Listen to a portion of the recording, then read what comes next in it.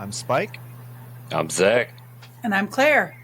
Today we're talking to Lorne Graham from HOT GRAHAM'S. How you doing? I'm doing well. Fucking weirdo, man. Welcome to the shit show. Thank you very much for that.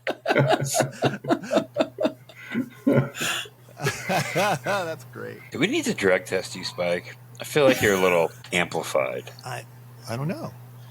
Maybe he's high on life. I've been sitting at this desk all day long. It might be that. Oh, yeah, a little fucking antsy. Yeah. Welcome to the show. So tell us your history with spicy food and how that led you to now own a hot sauce company. Well, I grew up in Northern California, about 6 hours north of where Claire grew up. I was up in Humboldt County in Eureka, right on the coast. And, always enjoyed hot sauce. There were a lot of immigrants from, Mexico and Central America that were there. And actually during the 70s when I was a kid, there were a lot of people coming over from Vietnam. So, kind of escaping that country to make a new life in America. So there were a lot of different cuisines that were around. And so, we go out to, the restaurants and try different things. And then ended up actually getting away from it when I went to school in Baltimore. My wife and I met at a music conservatory in Baltimore, Maryland, the Peabody Conservatory, back in the 80s. And so everything, in Maryland is Old Bay and crab. So, it's not capsaicin at all. And then in 2019, my mom gifted me 10 super hot pepper plants for my birthday. So I get this UPS package of 4 Scotch bonnet plants, 3 ghosts, and 3 Carolina Reapers. So I called her up and said, Mom, what are you thinking? Because you do realize these are not peppers that you sit around in the backyard on a summer evening and munch on. You're going to have a really bad night.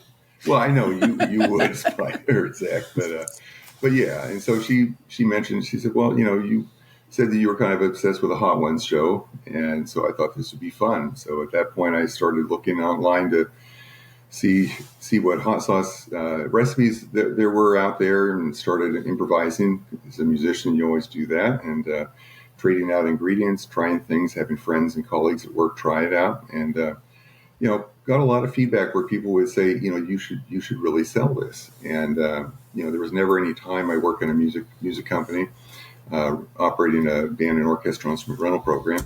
And there wasn't time until March of 2020. And all of a sudden, guess what? The 2 classically trained musicians at home, no gigs for 2 years. And you're working from home for 2 years as well, so no commute. So, ended up looking into it and actually got a lot of resources from Noah over at Hedonist. He actually sent me a bunch of resources. He was very, very giving of his knowledge and what he had. He was doing during the lockdown. He was doing some live interviews with hot sauce makers on Instagram Live. Yep. And so, I saw his interview with the folks over at Adobo Loco, and then I think Erica Deal, Queen Majesty. And I thought, this is really cool. And he mentioned that he had this whole sheet of resources. So he, basically got me, going into looking into that, and contacted North Carolina State, did the acidified foods program there online, and then contacted our, current co-packer here in New Jersey. And it was actually someone that Noah said he didn't know personally, but he had heard good things about them. And I think I know who it is. You probably do. A couple of dudes. Or maybe you don't. So are you thinking Sawchell? No, it's actually the kitchen that he was working out of. Oh. So it's Organic Food Incubators in Bloomfield. Nice. So, and they've, the original plan was actually to call on favors with neighbors and friends and say, I'll pay you $100. Let's go and I'm going to rent this place, and we'll, because at that, before the pandemic, he was renting it out. And then, January 21, when I was getting ready to start, he said, yeah, because I can't guarantee the sanitization, I can't rent it out, but I'll co-pack it for you. Gave me a price. Obviously, it was much more expensive, but you know what? Hindsight is always 20/20. It was certainly the way to go, because he's got a whole crew that, can, cut through 75 pineapples and roast them in less than an hour. And it's just like, holy crap. I would take a day just to process the fruit, not even roast it, So Tell me a bit about your process for coming up with a new sauce or developing a recipe. I kind of have a basic template. I'll generally, if I'm making something in the kitchen, it's going to make about 5 or 6 bottles, depending on how much I put in it. I'll usually start with like 2 cups of vinegar, and we'll change the vinegars. Usually, if I'm working with jalapeno, I'll use white, and if I'm using other peppers, usually it's ACV. Although I do have another sauce that I'll tell you about later on in this that actually used a combination of ACV and rice vinegar, but we'll get to that later. But yeah, and then it's really like throwing spaghetti at the walls. It's really just trying to think of different ingredients. I like to use different things and see how they'll mix. And I've been pretty lucky, actually. I think our Saraban sauce, which I know, Claire, you and Spike have both brought onto the show, Yeah. That you like. That actually came about because of allergies. I was making a sauce for a friend at work who was allergic to tropical fruit, so she couldn't have the warm-up sauce, which has the roasted pineapple. But she likes the jalapeno. She likes to do it with a mild sauce.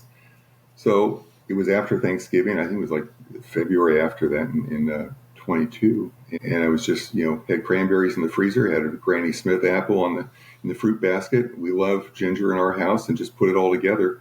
And then like 2 weeks later, I find out that I've got a neighbor around the corner who's allergic to onions, and yet he can have shallots. So it's like a little different genus going down the road there. And so I just subbed out the shallots for the yellow onions that I usually use as a binder, and took it to my focus group. I've got 6 people that I'll send test bottles to, and all of them were just like, damn, go to market with that. And there we go. Nice. Yeah. I had a customer reach out. They bought product and then sent me an email like, hey, deathly allergic to onions over here. And I'm like, but, so I called them. Hey, our equipment, it's cleaned and sanitized after every run, but all of our equipment touches onions. And he's like, it should be okay. But yeah, I guess his wife is deathly allergic of onion. And I was like, all right, well, just wanted to call and be like, hey, this is what's up. And he's like, it's cool. We have EpiPens. We'll be fine. Wow. I had like a deadly onion allergy. That sounds so rough. Yeah, man. Yeah. I know about the whole FODMAP diet where you can't eat onions, but it's not deathly allergic. It's not anaphylaxis. Right. Wow. Man, that's I don't even have emailing. Every year I make a new sauce for our own neighborhood block party, and I'll just throw whatever I have in the freezer, this frozen peppers and whatever, and so it's a different sauce every year. And I have a neighbor who is actually allergic to both onions and garlic. Now, how you live in the Northeast and have any dinner that doesn't start with first saute an onion and garlic in your Instant Pot, but she can have it in powder form, but that doesn't help me with a sauce. So I was trying to make a sauce that she could have, and I ended up doing a cayenne pepper sauce with, I put in fennel bulb and nice. And a little bit of sweet potato. And then I actually dry roasted some fenugreek seeds and pulverized those, so it's kind of a mapley flavor, and a bunch of other things. And and now all the neighbors are saying that should be your next sauce. And she's like, damn it, I'm already working on this other one. So, but with that one, I have to work on the pourability because I keep on starching myself out with the damn sweet potato. Yeah. It's tough. Yeah. Whenever we've used sweet potato or squash or anything like that, it's just so we have such a burn problem. It's hard to cook it and then not have it burn to the pot. We did do a potato one years ago that just burnt. We ended up having to throw the whole thing out. Wow. I have that issue with mango in my kettle, the sugar content in the mango. It gets extra fucking sticky. I gotta cook it low and slow. Yeah. Wow. It takes forever. We have a client who has a really enormous amount of maple syrup in their sauce, and our 100-gallon kettle has paddles that spin around, and the sugar crystals on the top as the sauce drops down have chipped our paddles before. Oh no! So we actually get into a habit of if it drops down below a certain point, we actually take off the top paddle. I mean, we keep it full, and then as we're getting it down lower, we'll take off the top paddles so that doesn't happen. Wow. Yeah. And that's crystallized sugar. It's crystallized sugar but at a high temp? Yeah, well that kettle stays at like 190 or whatever, so it's not burning it, but it's just it's just really crystallized and crunchy on the sides, and we can't really, because it's like a dropping sauce level, we can't really do anything about it except stop scraping it. Right. Goodness. You got questions, Spike? I'm sorry, I completely blanked. Yo, I am sending this drug test kit overnight. It'll be there tomorrow. I expect you on Riverside. Piss on camera and show us the results. 'Cause this is getting fucking ridiculous. So every former guest can be on 9 a.m. Let's go. That's right. There you go. Wow, I just totally spaced out. I didn't get a lot of sleep last night. Somebody ask a question for me, please.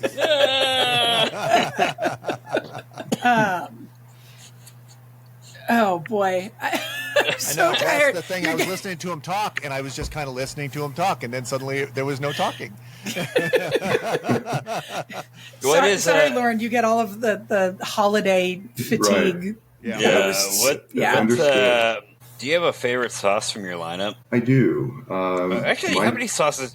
Let me preface this with how many sauces do you have currently? Prior to yesterday, we had 4, and now we have 5. The 5th one we just premiered at a hot sauce festival in Baltimore, Maryland. We went down there yesterday morning and traveled back last night. And it's that one's called Dies Irae. And let's see. So it's a little different. So it's got a red label rather than the traditional black that we've been using. It had to be something different. So this one is our super hot, and kind of inspired by all those people that always come up to your booth and say, "What's your hottest sauce?" which is annoying as hell, you know. But it's Carolina Reapers, Trinidad Scorpions, Orange Habanero, along with pineapple, ginger, garam masala, which we actually use as a signature in all of our sauces, and some vanilla. So. Okay. Nice. So it's got a bright, it's a very bright, fresh flavor, and then the peppers start doing their thing. So it's Day of Wrath in Latin. The Dies Irae stands for. Yeah, the favorite actually is our concerto sauce. It's our 4th sauce. It's a red habanero with red beets, green onions, yellow onions, and ginger. So it's very much like a farm, and garam masala, of course. Yeah, but yeah, it's very true, like a farmer's market sauce. It goes. Really, I use it addictively on mac and cheese. I mean, so much so that I've gone through a whole bottle on an order at one of our favorite restaurants 3 times. And my wife is like, "Seriously? Again, you did this? Damn it." It's like, I like what I like, so. But it also goes well on roasted vegetables. I use it as a wing sauce, and we actually won an award called the Jersey Fire Award. It's hot dog on a stand, so it's best sauce on a dog or a brat. So. Where do you, and we can cut this out if you want, where do you source your garam masala from? I've been using a local company just called the Masala Company, so they do a lot of different spices. Is the first, do they use salt in their spice blend, or is it all just out of curiosity? Hold on here. There is a little bit, yeah, because I actually added all of their ingredients. So it's coriander, red chili, cumin, curry leaves, fennel seed, cloves, bay leaves, salt, cinnamon, black pepper, anistar, and mace powders. I'd be interested in trying that garam masala. Okay. I've personally, as you know, I make tikka masala, and I use garam masala for that. And sourcing garam masala where the first ingredient wasn't salt was damn near impossible. Really? I found a place, though actually the stuff I use doesn't have any salt in it, which I kind of like, but yeah. Now, are you sourcing it locally then to you, or is it from another state? No. So I found this at our local co-op, and they source it from another, it's called Frontier Co-op, which is, they deal with like spices and whatnot, so now I just get it from Frontier Co-op. I've gotten stuff from Frontier that's been really good. Yeah, they're great. It's expensive. So. Right. place in, I think I talked to you about this, Zach, but there's a place in San Francisco, I believe, that it's I think it's woman owned, and it's let's see if I can find the name of it. Mountain Rose? No, they're sure. Oregon. They're Oregon. But anyway, I know that Alton Brown went there and toured the facility and saw how they do everything, and said it's a fantastic place. The spices are top notch, and I know they do garam masala, and it looks pretty good. I had looked at it for a couple of times, and then I don't know why I never went back. Just because I don't pay attention sometimes. So, Zach, your garam masala, you just using the tikka masala then, or any other sauces? Yeah. Okay. As of right now, no. Yeah. Okay. Well, if I'm going to be getting this batch will be coming in. I'll take delivery sometime this week, and if I've got some of that, I should have some left over of the garam masala, and I'll put some in a bag for you. You don't have to. No, you said you wanted to try it out. I will send you I mean, some. it's just my garam. Hang on. Let me grab mine. This is for our home personal use, people. I'm not putting this in your sauce. Yeah. Ours is cardamom, cinnamon, cloves, cumin, black pepper, and coriander, and that's it. Okay. All right. That actually, I mean, that's about, what, 6 ingredients? 7? Yeah. Yeah. It's pretty simple. So, I mean, I actually have a recipe that I make my own. I just knew that I can't make the amount and just start buying cardamom for the weights to make it myself. So I use this other place for it. So. Yeah. No, you have some interesting ingredients in your garam masala. I would like to see what that flavor profile is all about. All right. So, Lauren, tell us a little bit about the musical, the musical side of your business. How you decided to bring that musical element into your branding and the names and all of that. Sure. Okay. So, my wife Susan and I are both classically trained musicians. She's a flutist and I'm a trumpet player. We met at the oldest conservatory in America, which is the Peabody Conservatory of Music in Baltimore. And when we decided we wanted to, start a hot sauce company, we decided let's go full music geek on this thing. So we had a friend of our son actually came up with the design. So made it look like an LP with a circular look with the arcs, and then with the green treble clef in the middle. And then on each of the sauces, we'll put a different instrument at the bottom, right behind the title of the sauce. So the very first one, the warm up, we put the trumpet. It's my company. It's going to be trumpet first. And then for Toccata, which was our second one, it's a Carolina Reaper it's like a marinara with a kick. We put a piccolo. So a toccata is usually you see that more for organ, but it's just an orchestral work with a soloist in there, different than a concerto, but the piccolo is very mighty. In fact, my wife was saying, she said, well, I'll try not to practice my piccolo in the dining room right next here where I am in the kitchen during the show. So it's always a difficult instrument to practice, even if you're the player. I mean, she's, piccoloed herself out. It's just like, oh my gosh, it's hard on my ears. But yeah, it doesn't matter how many instruments you've got in the orchestra, the piccolo always will come out over everything. And then concerto was the next one we came up with, and that one we chose because it does have a soloist, and we feel like the Red Beats is kind of the soloist and that one that kind of takes over.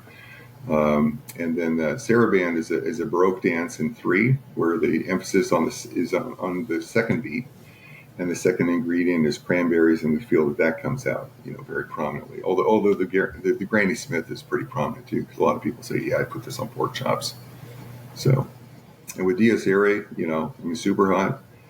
It's a ladder movement in a musical requiem. Requiem's written by Verdi, by Mozart. We actually heard a concert of the Mozart Requiem today with a friend of ours from college who was conducting it locally.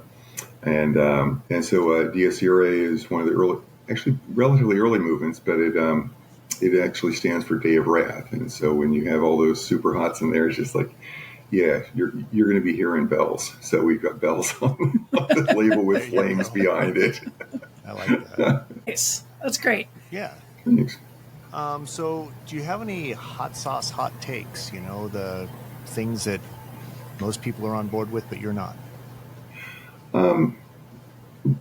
Not really. I mean, like you guys, truffle is not a favorite thing of mine. So I'm on your team with that. I'm not a fan of extract sauces, but I know that there are people out there who just want to be hurt and, hey, just, burn me. I've never found that those were very useful.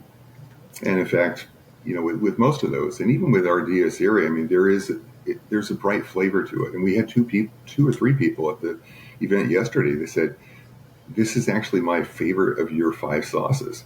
Just like, damn, that's really something, because a little bit goes a long way for me too, so it was a tough, taste test on Friday when we were making it in the kitchen. So, yeah. But yeah, I mean, I mean, when you've got a super hot that's, certainly the extract sauces and even some of the Reaper sauces that I've had that are just meant to hurt you, it's just like, okay, I'll power through this bottle, but I'm never going to buy a second bottle from you.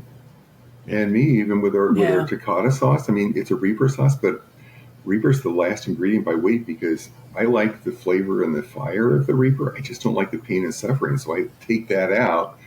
And that way, my customers are going to come back and buy a second or third or fourth bottle, selfish as that may be, that's how it goes. You don't make a lot of money only selling one bottle. Right. Yeah, that's why I got rid of Piri Piri. It's just too damn hot. Takes too long. Mm-hmm. Takes too long to get through it. You know what I mean? Yeah. Right. We're working on a super hot for somebody else right now, and I told you today we were labeling. We're at the cannery labeling, and my husband is a real chili head, and so we had a bottle with a cracked cap, and he grabbed that and was putting it on his lunch, and he would put it on his lunch, and then like cry a little and stamp his feet and breathe heavy, and then he would put another like whole thing on there. Right, I was like, what are you even doing? Right. And like, it's a good sauce, but it is intense. It is insane. It is not, I mean, so for example, my kitchen lead she was on the cook one day, and she wears a spray sock and goggles and a respirator while she's loading the kettle for the sauce, because it is so intense. And it just settles on your skin.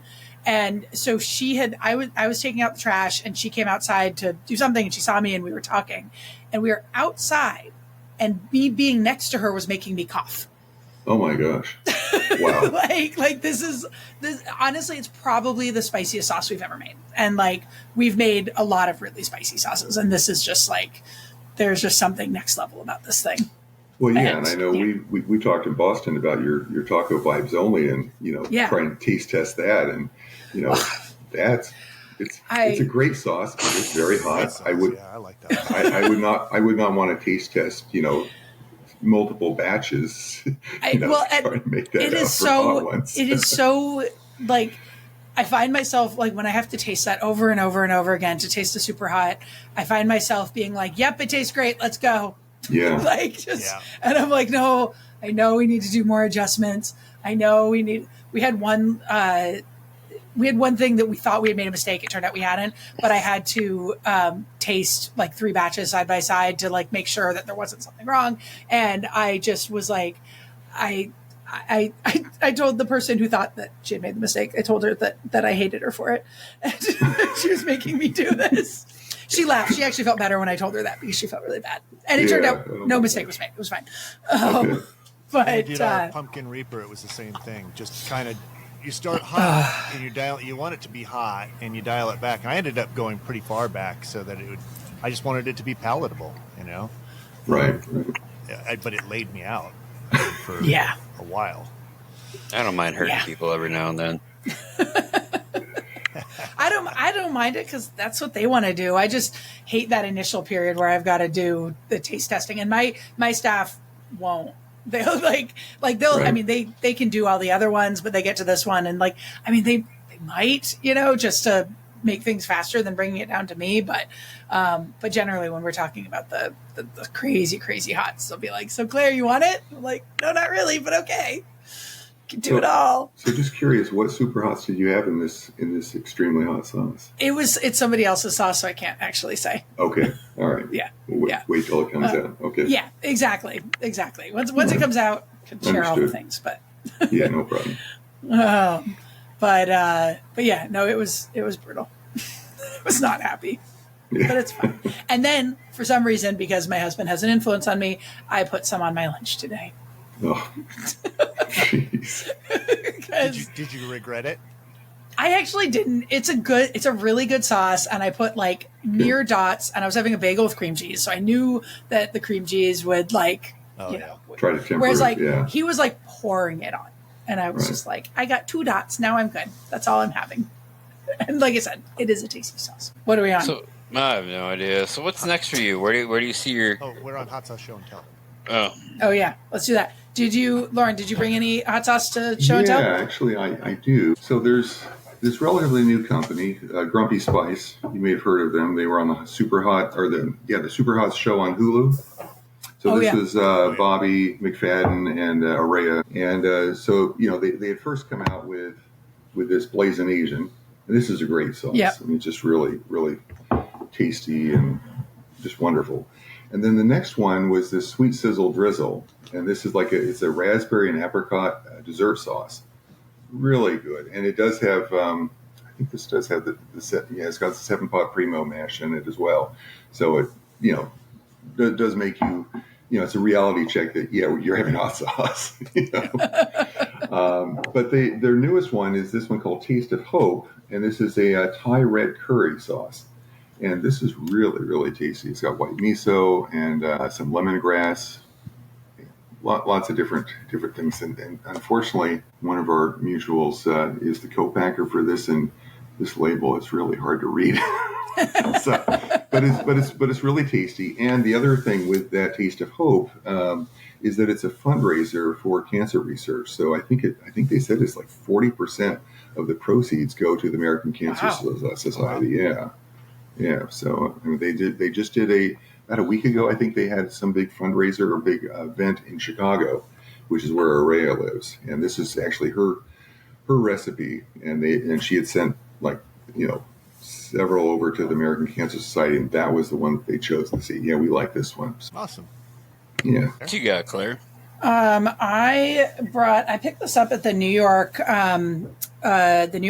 Sauce Expo a little while ago, and this is Red Belly out of Boulder, Colorado. And I was initially attracted. I actually really like the label. I like the craft label. It's just got a really nice look and everything. And the sauce was really good. It's got tomatoes in it. And I was actually just trying to sneak a look at I was trying to remember.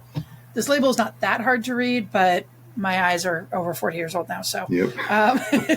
But it's habanero peppers, which I kind of remember him telling me about that. And that sounds, that's something I haven't really know anything. I don't know about that pepper, but this was a really tasty sauce, and I really liked what they were doing. I liked their whole lineup, and I hadn't really encountered them before. So yeah, Red Belly out of Boulder. I need to get some of their stuff. Everybody's talked about it. Yeah. Pretty sure they were at Fiery Foods, man. Yeah, I didn't get to see everybody. Well, it's not like you weren't there for 2 days. It's true. How many sauce makers are at Fiery Foods? A lot. Yeah, a lot. Too many. Yeah. Fucking 300 vendors or something. Wow. It's insane. Oh my gosh. Yeah. Wow. It's very hard. It's very hard. And it gets so busy, and so you're just trying to get to whatever one you can get to. Right. Yeah, and if you ever set up there, don't be downwind from pucker butt. Just don't do it. Don't. Yeah. Don't. Nothing against pucker butt. Just they light people up, and by the time they get to your booth, they're like, "Oh, no more hot sauce." Yeah. Yeah. Yeah, we've had a few events where we were next to someone who had a super hot, and it's just like they come by you and just like, yeah, I can't do this for at least 20 minutes. I'll come back, and then maybe Never come 20% of them do. It's Right. just tough. Yeah, I got Speaking to that of- point there. Oh, go ahead. No, yeah. Go ahead. Oh, I got to that point there a couple different times where I was just like, I can't do anymore. Yeah. And that's one of the things about going 2 days is that the second day I was able to hit some of those ones I couldn't the first. Yeah.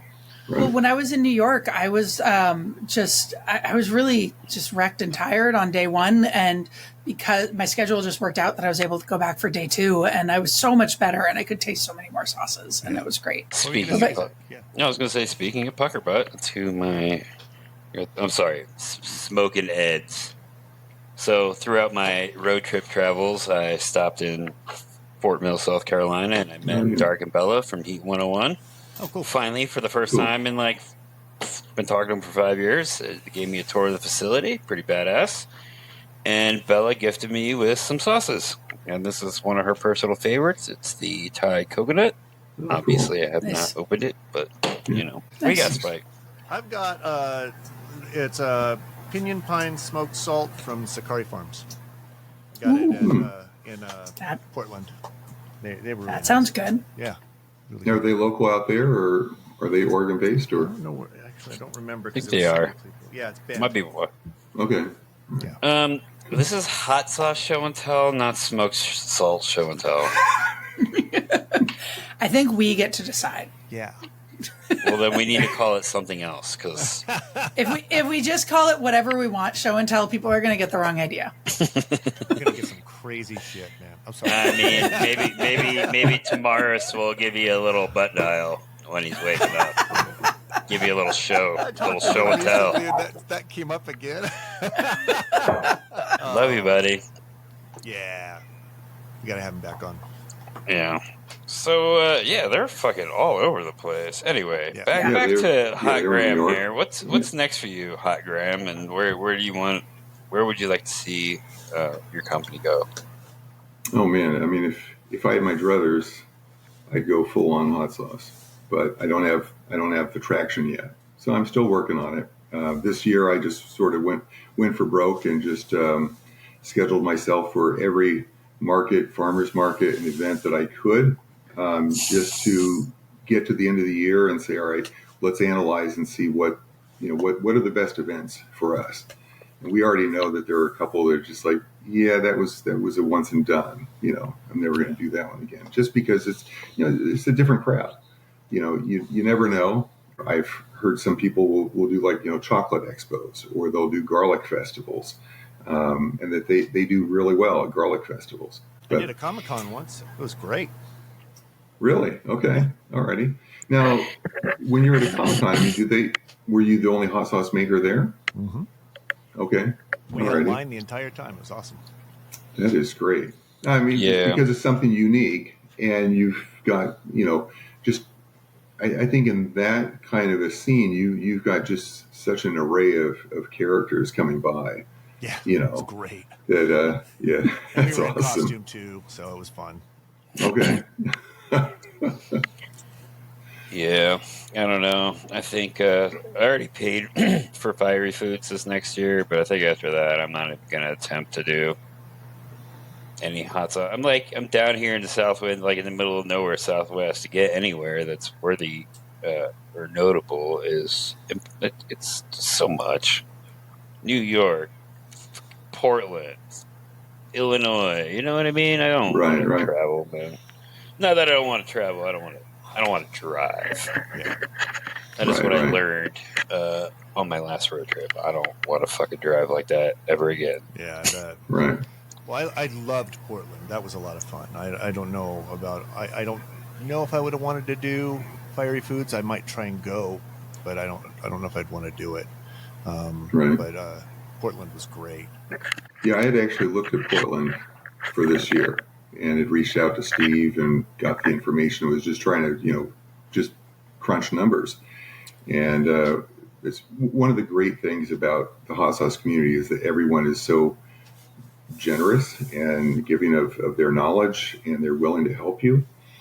And I reached out to Mikey V because I knew that he went out there, and I said, all right, can you tell me how much it cost you to, send a pallet of sauce, all of your stuff out there and back? Because I figure going from Georgetown, Texas to Portland is pretty similar to going from the East Coast out there as well, or at least it's going to be, close. And he, came back, within 48 hours, and, because I think he had an event that weekend, so he was busy. But he got back to me and he says, here's what it was, and I put it in, and I even had the hotel worked out, because I have a friend from high school, and she said, if you and Susan want to come out, we'll put you up, so I didn't even have that expense. And even so, I know how much hot sauce I can sell in a weekend. And even if you're looking at a hot sauce festival, it's just like, there's no way I'm going to be $3,000 in the hole. I just can't sustain that. Yeah. So I gave that up and just went, with New York, because it's a day trip here, I can drive there every day. Do you feel like New York is something you're going to do again? I'm not sure. I mean, I like the show. We got a lot of good response. Of course, love to see all of our hot sauce buddies. It was great, when you came up to see you after meeting you in Boston. But I think, it's still a hard thing just to see, all right, are we going to make the table, table and cogs, and that's the rub. So, we didn't make that this year. And, it could be just because it's the first year, people didn't know us, and, people go in, they know what they want. They want to go to, Queen Majesty and get their stuff there. Yeah. Yeah. Next year we have a big push. We're going to be doing a lot of trade shows and stuff. And I've been feeling like I want to do New York. But then I find myself, it is that question of like, can you bring in enough to offset the costs? Is it worthwhile? And, I think that there are definitely events that are worth it to do just for the exposure, just for the people and the connection and all of that. But I also, this time of year, craft shows are huge for us here in Vermont. And there are plenty of people who do craft shows in Vermont, and that's all they do. They just travel. I mean, not just Vermont, but they travel and they do craft shows, and that is how they make their income. And so like, clearly, like, you can make enough money at an event, and that can be the expectation. And I kind of like that idea. So I don't know. Yeah. So my problem with Hot Sauce Expo specifically is the cost. It is an insane amount of money for the booth. If it's out of town, it's a hotel room.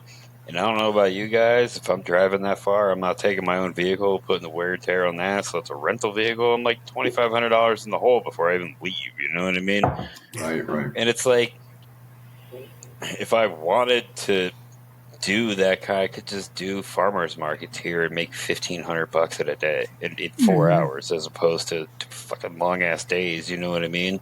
Yeah. And maybe making some money. Yeah. I don't know. Right. Yeah. Do you have any questions for us, Lauren? Yeah, actually. And actually just kind of related to what we were just talking about. Just for you guys, from sauce expos to farmers markets to wholesale partners, what do you find in your own personal businesses gets you the most bang for your buck?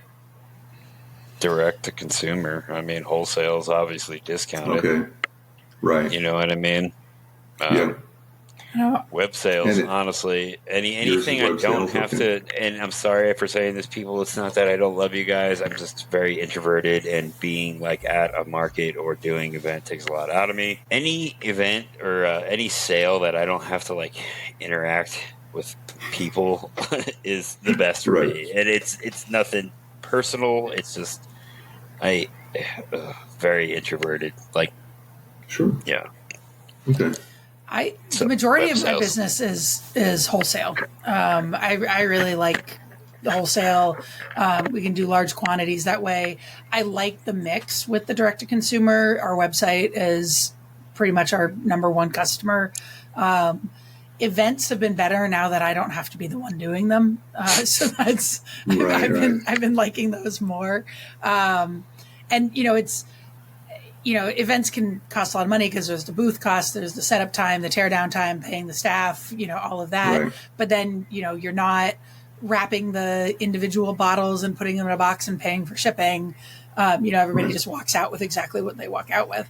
So, I think for me, it's the mix. Distributors have definitely, it's been a little bit of a how to make that work. It's such a small margin to begin with. And then there's all the other costs that can just eat you alive. Right. Yeah. And so we do a little bit with distributors, but that's still that I found the best piece of advice I got about distributors was to find the stores first. And then if you're in a store that requires you to be with a distributor, then go and find the distributor. And that way, you know that you're going to have sales through that distributor. You own who the store is, so you can still be selling to them, even if they're buying through the distributor. And then you won't get it eaten alive with fees because your product's not moving. It's also really easy to get in with the distributor if you're like, here are the accounts I'm going to hand you, instead of like being like, hey, do you want to carry me? And they're like, don't care to even talk. Yep. So. Right. Okay. Alrighty. But I like wholesale. Yeah. How about me you, too. Spike? Yeah, wholesale, definitely.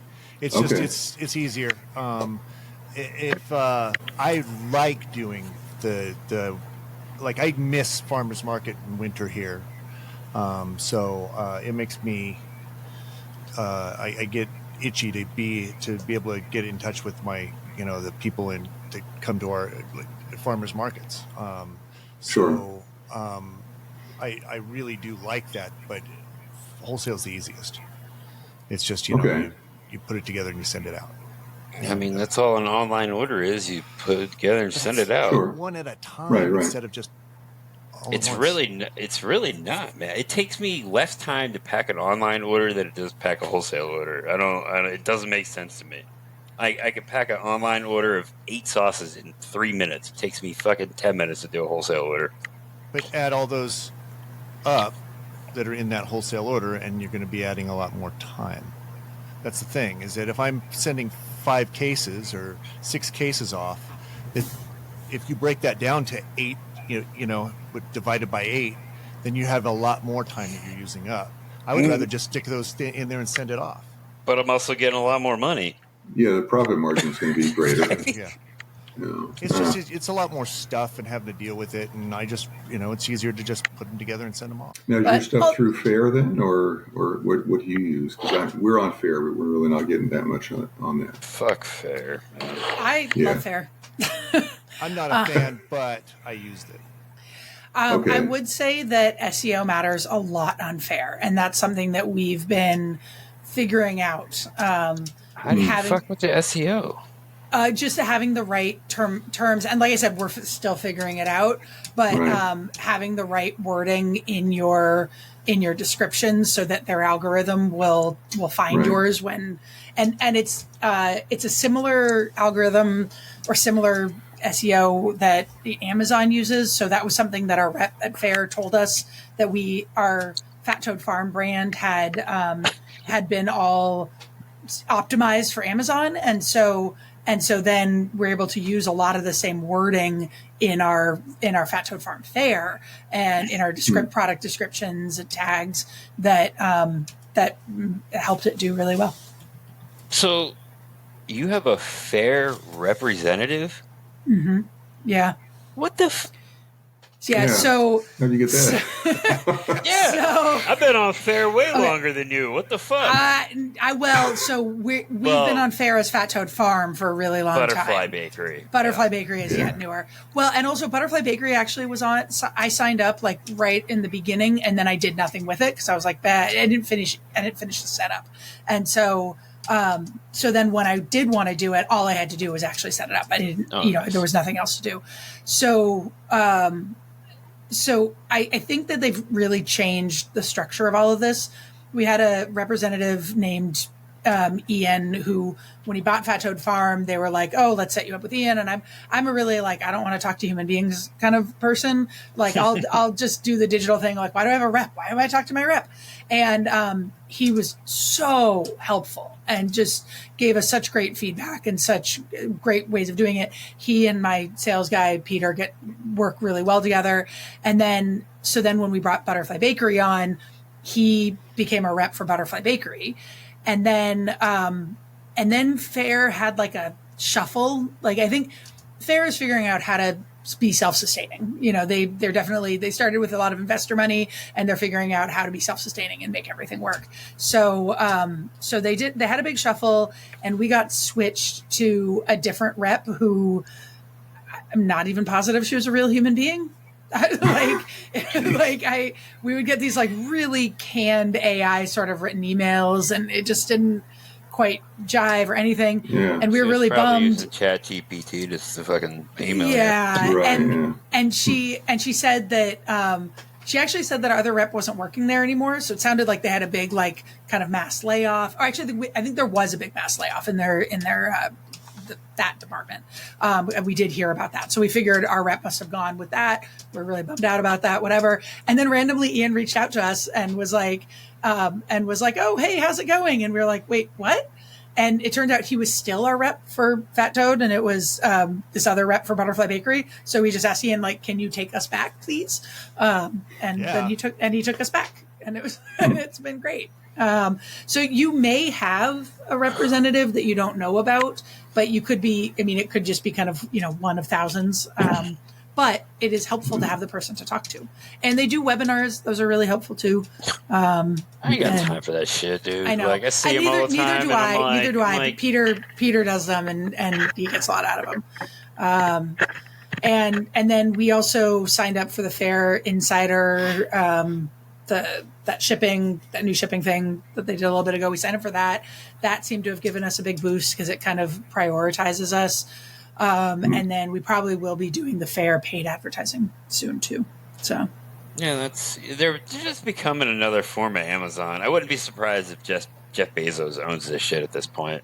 It's becoming like Amazon. I mean, he doesn't own it yet, but Fair definitely strikes me as the kind of company that is being designed to be purchased. So, be interesting. Actually, I would not be surprised if Shopify is who would buy them, not Amazon, because they partner very closely with Shopify, and that partnership seems to have grown more over time. And Shopify is trying to position themselves as the non-Amazon. So right. I could see them being the ones to make that move.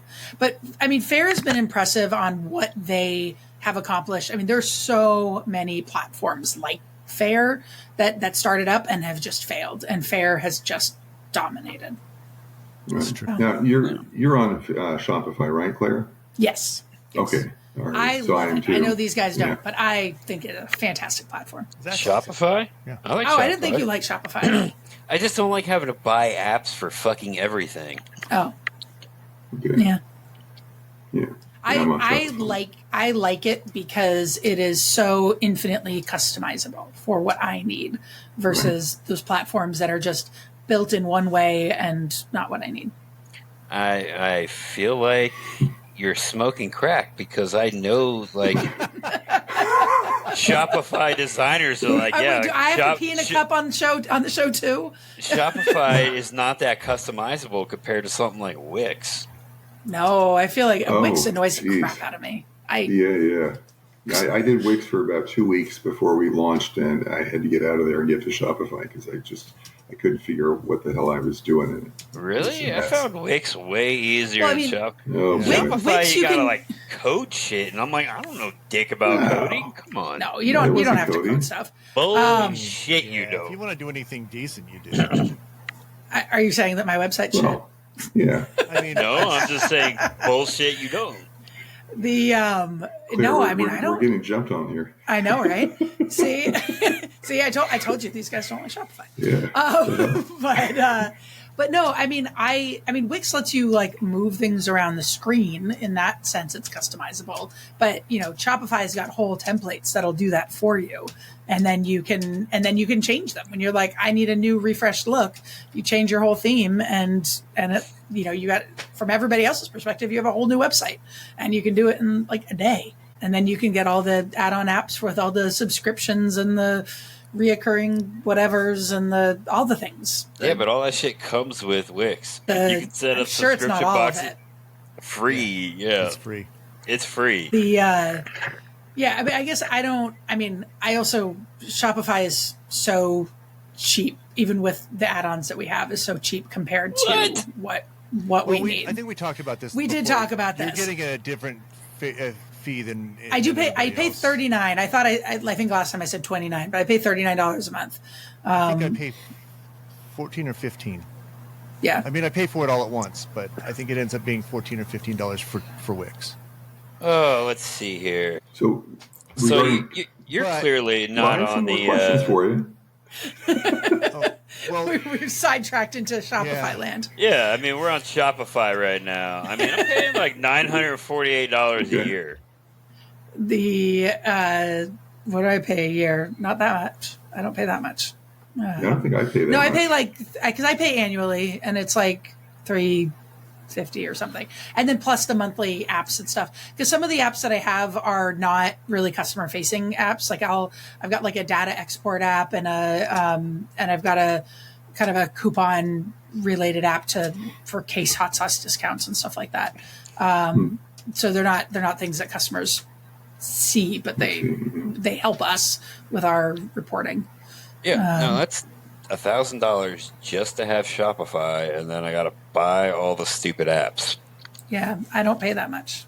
What are you using that you need to be on that subscription level? So let's just go ahead and look at the fucking plans real quick. I get a better card rate processing fee than you do. Yep. If I get better shipping discounts than you do.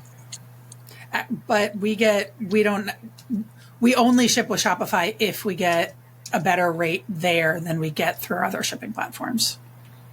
Yeah. So, if I want to add a third-party payment provider, it's 1% instead of 2%. Yeah. Yeah, but I don't see any reason to use a third-party payment provider. It sounds like you should go with the cheaper plan. I use both. I prefer Wix. I think it's easier. The invoicing is 1,000 times easier. But I do think that there is a place for Shopify. I use it for my wholesale business. It does work much better for my wholesale business, but not for my for single bottles. Yeah. So with the peppers that you guys use in your sauces, do you primarily use fresh, dried pods, mash, combination? I think we're all three different. Okay. I use fresh frozen. Okay. I use all of those, including fresh frozen. So, Okay. Which we've started doing because I do this with Claire, and I learned all about doing that. Which is great. Yeah. I don't put peppers in my hot sauce. Hey, I've got one like that. It's just your spicy personality. Yeah. I just yell at it until it gets to the spicy level that I want it. No, I'm not stoned. I am tired as fuck, I promise. I don't even smoke weed. So there you go. Okay. How about hot sauce show and tell? I'm sorry, not hot sauce show and tell. Excuse me. How about I'm looking for speed round. There we go. All right. This fucking guy. I know. What? I'm a little off today. I don't know what it is. I think we're all awful today a little bit. We're all off today. Yeah. Sorry, Lauren, you're not seeing us in our best. Yeah, you're going to have to come back in a couple months and do this again because we're definitely way funnier than this behind the scenes, I promise. All right, here we go. You win the lottery. What's the first hot sauce related thing you buy? I think I would go get my own commercial kitchen and start doing it myself. I mean, I think a little bit, what I do right now, I have a little bit of imposter syndrome because I'm using a co-packer, but, I know there are other people that are doing it, but that was one of the things that the co-packer said, just you don't want to be stuck in the kitchen. You want to be out there selling. So Let's see. whatever. That makes perfect sense to me. If you had to give up the hot sauce business but could do anything else, what would you do? Probably more in the field of music. Oh yeah, of course. Just do more. Well, what if more you had to time. give that up too? Let's make it a little bit deeper. Oh, fine. Geesh, I don't know. I'm at a loss on that one. Yeah, there you go. Sorry. I gotcha. If you had to give up, if you had to use one hot sauce for the rest of your life, it's Desert Island hot sauce. What Yep. would it be? Queen Majesty's red habanero and black coffee. It's my Oh, favorite yeah. sauce of all time. Yeah, She is. that's good. She is my main inspiration for what I do. That's awesome. Yeah. She's a nice lady. We should try and get her back on here sometime. I can Yeah. ask. Let's see. Yeah, it'd be good. We're trying to kind of do some of the rounds again. Let's see. If you had a sandwich named after you, what kind of sandwich would it be, and what kind of heat would you use? Probably be. I would go more for like a pastrami sandwich Oh yeah. on rye or a ciabatta. And as far as the heat, I think I'd go for either like a poblano or a habanero. And the habanero is my favorite pepper. Yeah, I But love habanero. I'm not going to start eating pods. I mean, I'll slice them up, put them on my pizza. Okay, let's see here. If you could go back in time and change one thing about your business journey, what would it be? Probably to start a little earlier. Yeah. Just to go for it. Honestly, I think a lot of entrepreneurs would do that if they didn't have a lot of the fear that's in society right now. I think if we didn't have the fear of what's going to happen with healthcare, if we had a national health system, I think you'd have a lot more entrepreneurs that would follow their dreams and say, you know what, screw this, I'm not doing this desk job. I'm going to, go sell rubber ducks or something. Yeah. All right, let's see here. If you could go back in time and change one thing about... Wait, that's not it. What's the best business advice you've ever received? I think just to persevere and just to try different things. Yeah. Not to try to expand too fast. I mean, even putting on this fifth sauce was a little bit of a soul searching because that my main inspiration is Erica. I mean, she has 4 main sauces. That's it.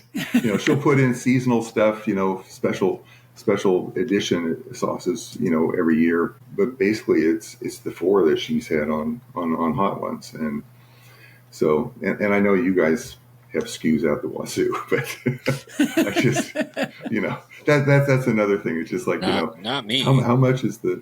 Okay, well, no, I know you're scaling yours back now, so Yeah, I'm scaling ours up. We're going to have a lot more this year. yeah. How's that watermelon curry doing anyway? It's doing really well. It's Good. I should send you some. Let's do a swap. I want to try Okay. your new one. Absolutely. Awesome. Yeah. All right, let's see here. If you had to fight another hot sauce company, a hot sauce maker, who would it be, and would you win? I think it would be John Sachelli of Jersey Barnfire.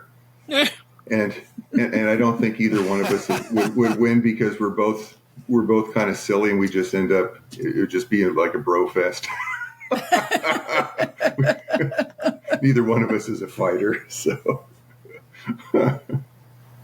Let's see here. If you could collaborate with any other hot sauce company, who would it be? Honestly, I think it would be you, Spike. Oh, Just because of your unique sauces and just the different ingredients that you use. thank you very much. Yeah, That really I've means always a lot. been inspired. You were recommended to me. Oh, it was Katie Bannister, Katie Oh, B. Saucy, Katie, yeah. and she always talked about you on her TikToks, and I then finally reached out and ordered some sauce, and just like it's all been really really good stuff. I Always. got to thank you very much. I need to touch Yeah. base with Katie. It's been a little bit. I just thought about that, so thank you. Sure. And then let's see here. If you had to pare down to only one sauce, and you could decide, maybe it's your most popular, maybe it's your personal favorite, what would it be? I think it would be the warm up. It's the most accessible out of all of ours. With the roasted pineapple, ginger, and cilantro, it's very unique. It's very fresh. to the jalapeno. And I always tell people, I says, you can put this on the table. It doesn't matter who you invite to the house. No one's getting hurt. Yeah. Except for my children. Okay. Let's see here. What's the next one? If your brand were a caveman, would it be a hunter or a gatherer? And I think it would be a gatherer, just because I like going around and trying to look into different things, just putting different things together. awesome. Yeah, that makes perfect sense. Let's see here. Describe your favorite hot sauce from your line without saying a single ingredient or heat level. Okay. Earthy, vegetable, and savory. Awesome. I like that. Yeah. Now, if Pepto-Bismol asked you to make a hot sauce using Pepto-Bismol, what kind of flavors would you add and what kind of heat? Well, if I had to do that, I would actually make a sauce. Right now it's called Pepto 1. And this has in it, it's got a habanero and jalapeno. So it's kind of a mild to medium. It's got red bell, onions, ginger, cilantro, garam masala, of course. I put in some Burberry seasoning, a little bit of Thai basil that I actually got from John Saucelli, a combination of apple cider vinegar and rice vinegar and cherry Pepto.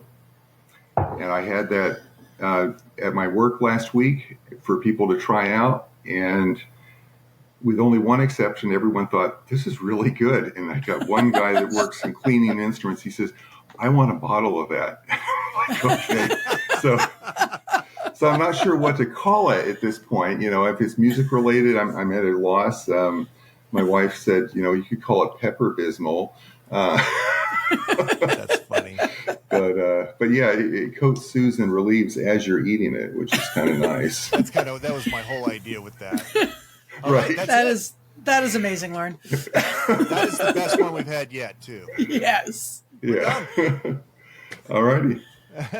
Thank you so much, Lauren. I really appreciate it. Yes. Oh, it was really a good to pleasure talk to you. talking to all three of Sorry you. I was so off today. Sorry, we all were. A little out of it. I'm not sorry for shit, on the other hand. Yeah. Welcome to the shit show. You never know what you're going to get. It's not unusual for one of us to be off, but I think it is unusual for all three of us to be off. So, as you know, I've been bitching from day one that we do this on Sundays because Sunday is my only day to not do anything hot sauce related, but I fucking bottled product today and yesterday, and I'll be doing it again tomorrow and probably, not Tuesday and Wednesday because getting that 45-year-old checkup. Okay. Oh. Thumbs up for a reason. Yeah. Cool. There you go. That's it, and that's for all of our podcast listeners right there. Yes. Well, it's getting to be that age where you got to start, so you don't end up like someone we know. Thank you so much, Lauren. Thank you for being here. Yes. Yeah. All right, don't go anywhere. Yeah, don't go anywhere.